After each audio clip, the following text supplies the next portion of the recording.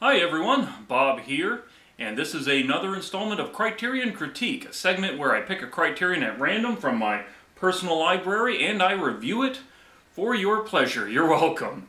Today's Criterion is spine number 909, George A. Romero's Night of the Living Dead.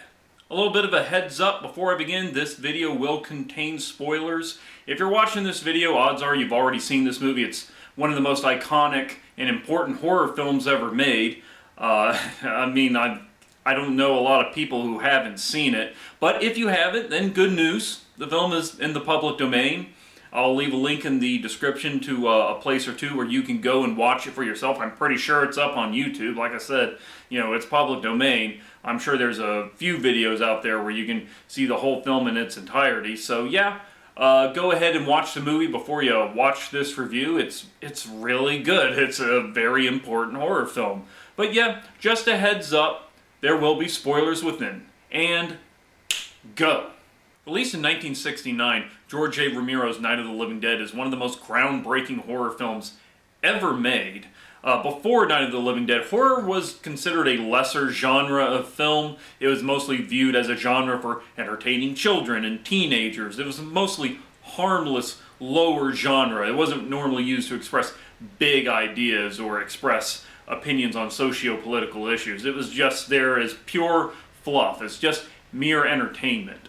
A lot of this had to do with the Hays Code. Back in the early 1930s, the government sought to clamp down on what it viewed as amorality in Hollywood by creating this very strict, very rigidly enforced set of rules for what filmmakers could and could not show in their films. And for about close to 3 decades, Hollywood was on a tight leash because of these rules. However, as the 1960s rolled on, the authority of the Hays Code began to kind of wane, mostly due to the fact the government just kind of got bored with enforcing it, and eventually the MPAA replaced this with the rating system we know today. Of course, the rating system back then is different than how it is today. They didn't have a PG-13, their PG was called GP. And there was also the X rating, which has since been replaced with NC-17. All the same, this new set of rules basically gave filmmakers the license, the green light rather, to basically just explore new ideas and tell different types of stories. That's how we eventually got our stuff like, say, our Midnight Cowboys, we got our Graduates, we got stuff like Valley of the Dolls. It gave people a license to really go out there and push the boundaries of cinema, whereas before they couldn't. In fact, for a few years, cinema wasn't even protected by the First Amendment. It was just largely viewed as an entertainment product. It wasn't viewed as an artistic medium.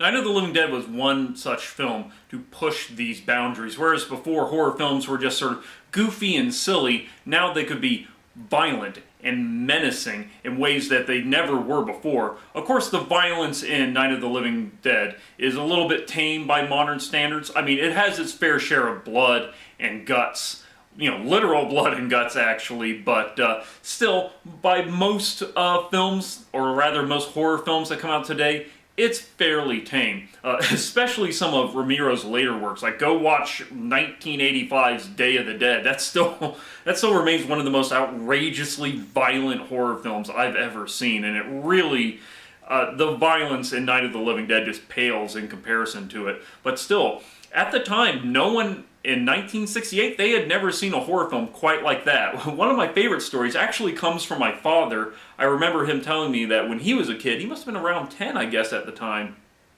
he and his friends went to a drive-in to see the movie for the first time, and they were just absolutely terrified by what they saw. They said, my dad said, he and his friends were so horrified that they didn't even talk to each other at the end of the film. They just hopped on their bikes and just raced home. They were that shaken by what they had seen.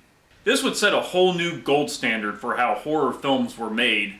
I mean, just look at how horror films looked before Night of the Living Dead and look how they were made after it. It's a huge contrast. Within the following decade after Night of the Living Dead, that's when we start seeing people really push the boundaries of what you could get away with in a horror film. That's when we start getting our Texas Chainsaw Massacres, our Halloweens, our Rosemary's Babies, our Exorcists, our Ridley Scott's Alien. We all saw those films within roughly a 10-year period after Night of the Living Dead came out. This isn't to say that there weren't such thing as violent horror films before Night of the Living Dead. The Japanese were already kind of pushing the boundaries of violence in their films for decades before. One example of a Japanese horror film that did this is Jigoku, which I believe I have. Yeah, it's down here. I think it came out in 1960. Yeah, 1960. This is a particularly violent film. It's a very interesting film. I still think Night of the Living Dead is better. It's the first half of this movie's not quite as entertaining as the other half, but it definitely has its fair share of violence and dismemberment. So yeah, I mean, it wasn't like breaking ground in that sense, but as far as American audiences go, most of them had never seen a film quite like that before, and it did set the standards for horror films afterwards. The film begins with Barbara and her brother Johnny, played by Judith O'Dea and Russell Striner respectively, on their way to visit their father's grave. They leave flowers by his grave, but not long afterwards they are attacked by a ghoul and Johnny is killed. This leads to Barbara fleeing the scene and taking shelter in an old abandoned farmhouse. There she meets up with Ben, played magnificently, just wonderfully by Dwayne Jones. He really steals the show here. And he is looking to basically turn this old farmhouse into a fortress for them to basically wait out this strange attack of ghouls that seem to have just sprout out from absolutely nowhere. Not long after, the two of them find another group of survivors that have barricaded themselves in the basement of the home. They include Helen and Harry Cooper, a couple who have hidden downstairs with their injured daughter Karen, and there's a second younger couple, Tom and Judy. The real conflict of the film does not come from the zombies themselves. If anything, the zombies kind of come off as this force of nature that our survivors have to contend with. The real conflict comes from within the group of survivors. There's this sort of debate as to which plan as to how to approach this zombie menace is the right one. There's Ben on one hand who wants to gather everyone into a truck and then basically flee the farmhouse in order to get to a nearby shelter. And on one hand, there's Harry who wants everyone to barricade themselves in the basement and basically just wait the whole attack out until someone comes to rescue them. Now, neither plan is clearly the best, but the audience is tempted to root for Ben. By contrast, he comes off as very confident and very courageous, as opposed to Harry, who's very indecisive and cowardly, and that's because he kind of is. But that doesn't mean his plan of barricading themselves in the basement is bad. In fact, in the end, that's exactly what Ben winds up doing. Of course, by that point, all the other survivors are dead. So it's a very tragic turn of events as to how that turned out. But that didn't mean that Ben's plan was inherently wrong. It's just that there was all these other external factors that couldn't have been foreseen that caused the whole plan to just basically go awry.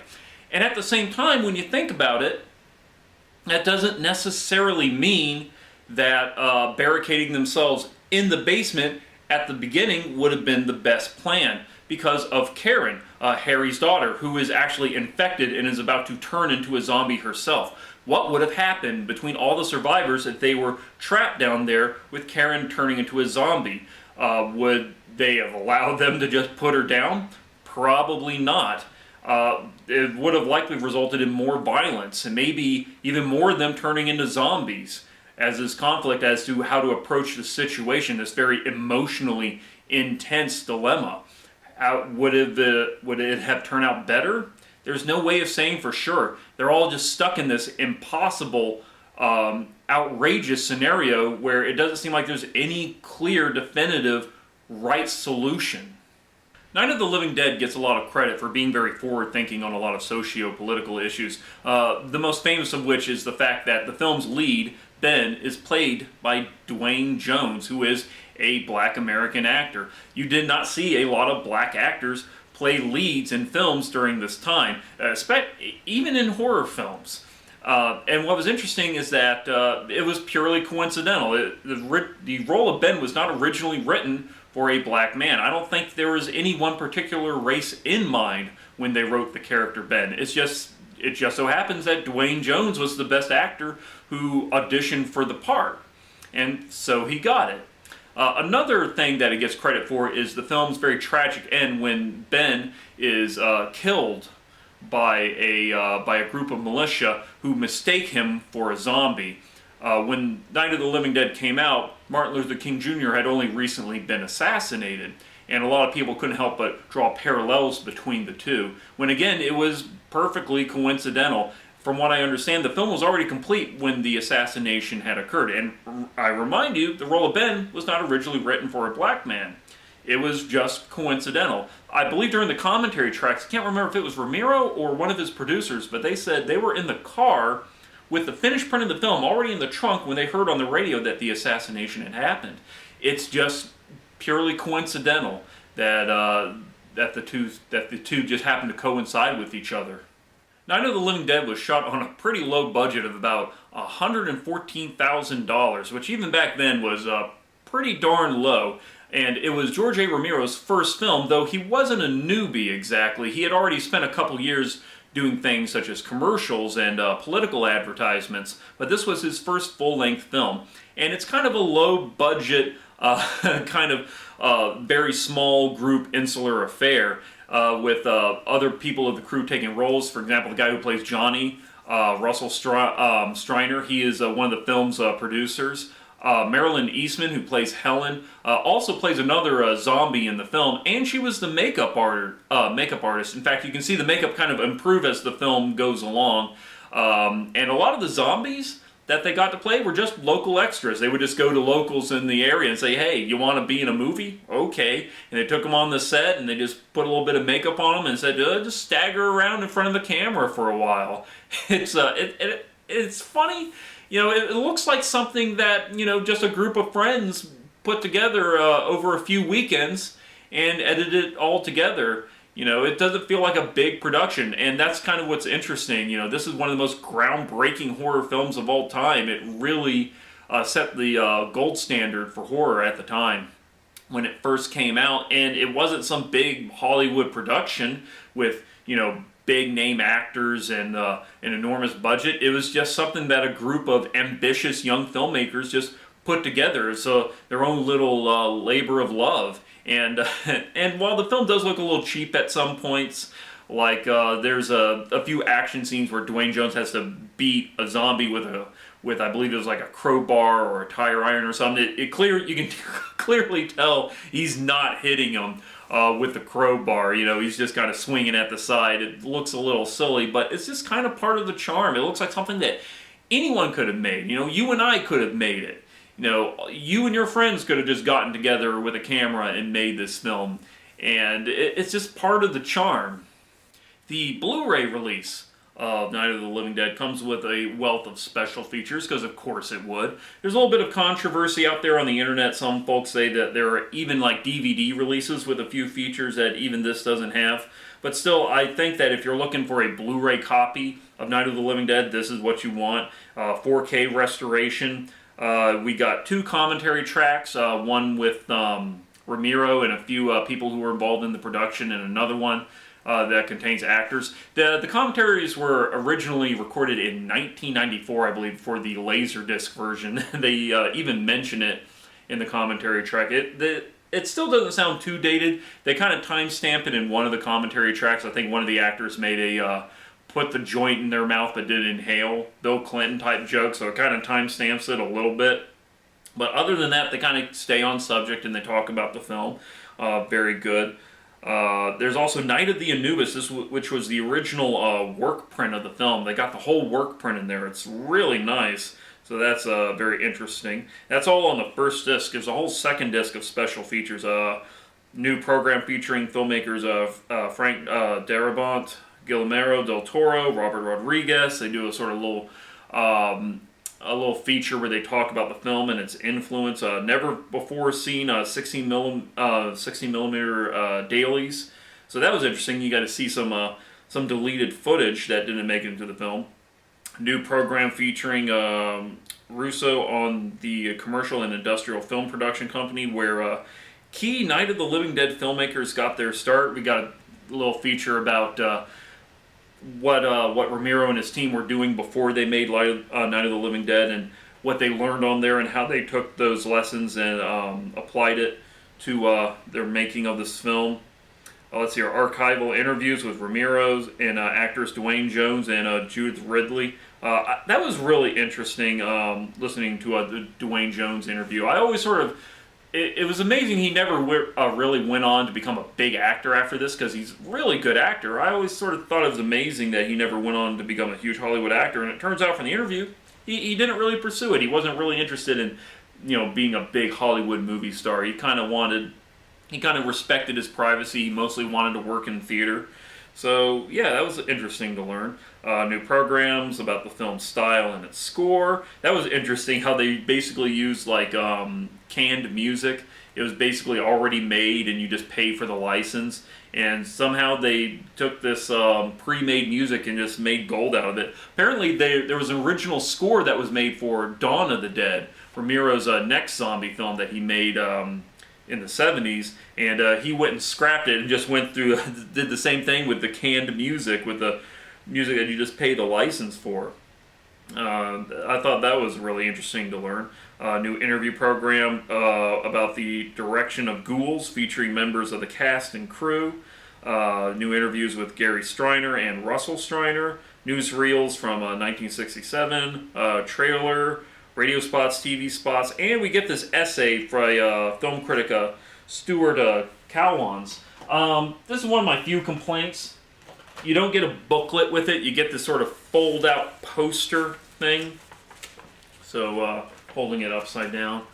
So it's kind of like a poster on one side, and then the actual essays on the other side. So, I mean, you can still read it, but it feels a little annoying reading it like this. I kind of prefer like a booklet, or even like a fold-out pamphlet. Having to do it like this is it's a little annoying. It's a little burdensome. Still, I like the rest of the packaging. It's got a paper blister pack, which is pretty nice. And this is the inside. You fold it out, you get some artwork in there, and then you look on the inside with your two Blu-rays. So yeah, it's pretty nice packaging. I'd say that if you're looking for Night of the Living Dead on Blu-ray, that is the version you want to get. And that just about does it for this review of Night of the Living Dead. I mean, it's a horror classic. I can't recommend it enough. It's one of the most important horror films of all time. So yeah, let's go ahead and go straight to the number randomizer and find out what our next criterion is going to be. Let's see if it's a good one. Take it away, number randomizer.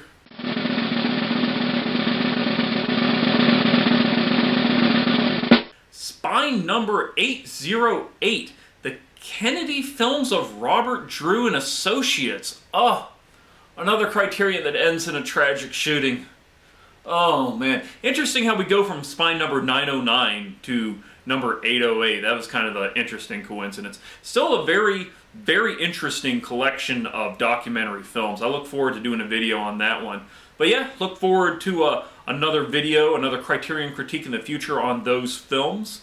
And that brings us to the end of this video. Leave a comment down in the comment section if you have any suggestions on things you'd like to see, or maybe other Criterions who you would like to see me do a review on. I have like 300 of them. I have a lot of them. And the Criterion page where you can have your own list is still down. It's been months and it's still under construction. I wish they would go ahead and bring that back up, but I'll leave a link there in my description for when it eventually comes up, so you can see what I have, so you know what to ask for, so you can recommend something for me if you'd like. And that just about does it for this video. I'm going to go watch some movies. I'm going to go watch the Kennedy films. And I will see you in the next video.